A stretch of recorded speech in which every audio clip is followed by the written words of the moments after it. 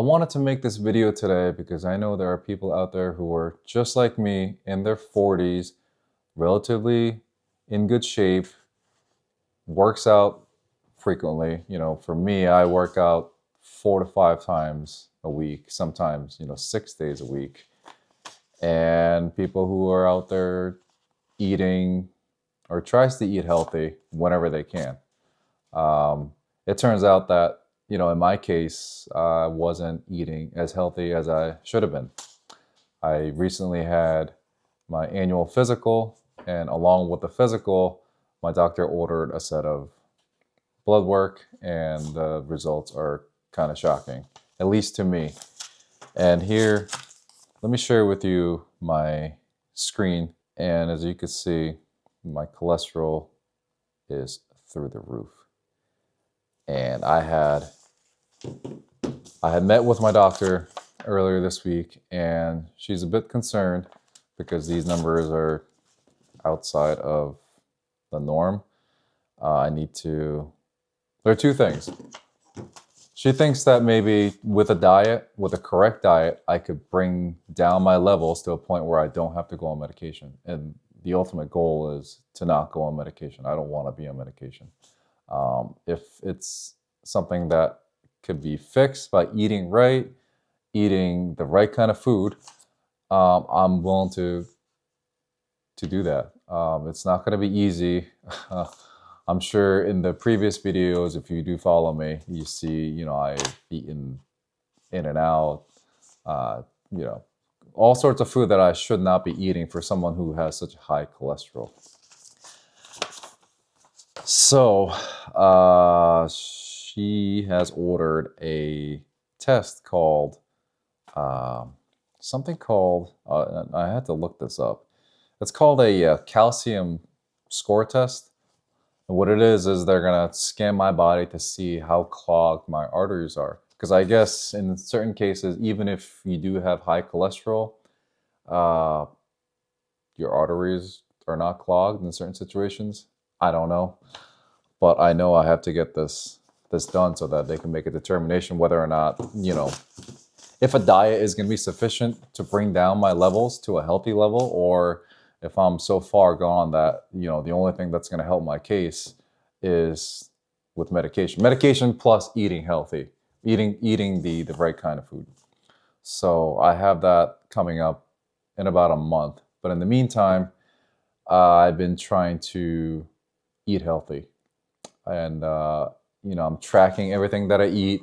I'm using a free app called MyFitnessPal, and it's been really helpful to, jot down exactly what I'm eating so I know, how much cholesterol I'm taking in, and, whether I'm not eating enough protein.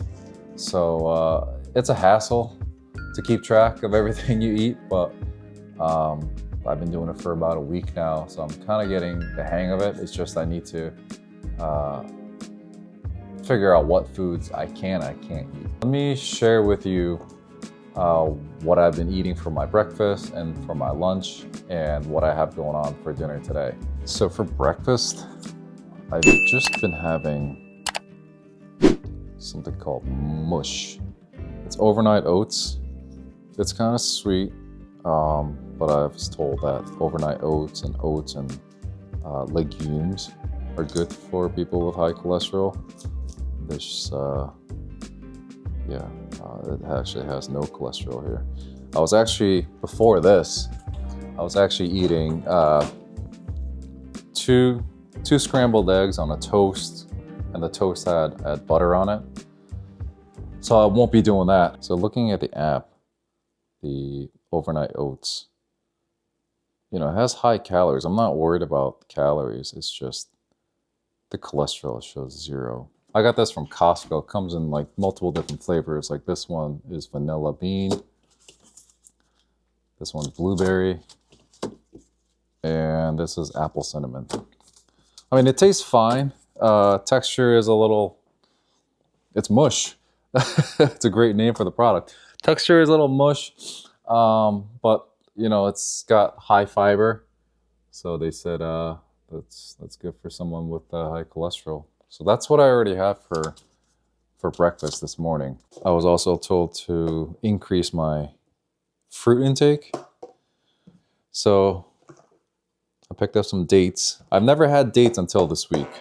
And surprisingly, I'm actually a fan. I mean, they look gross. They look like giant raisins.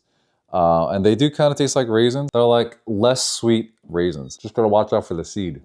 And I plan to have 2 oranges a day. So let me share with you the lunch that I'm going to have.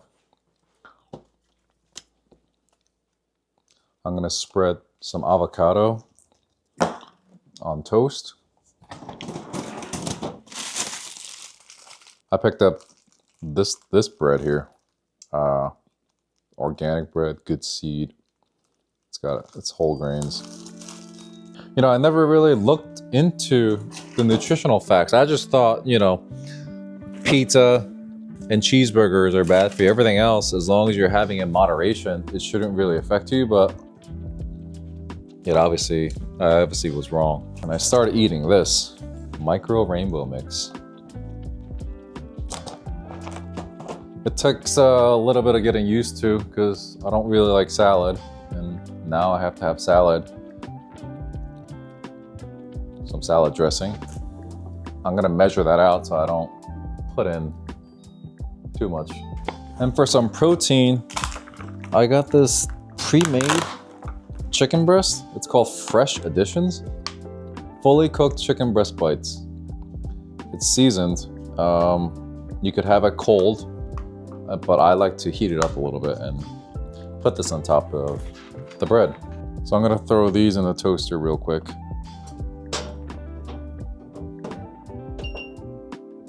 And while that's toasting, I'm gonna heat up my chicken.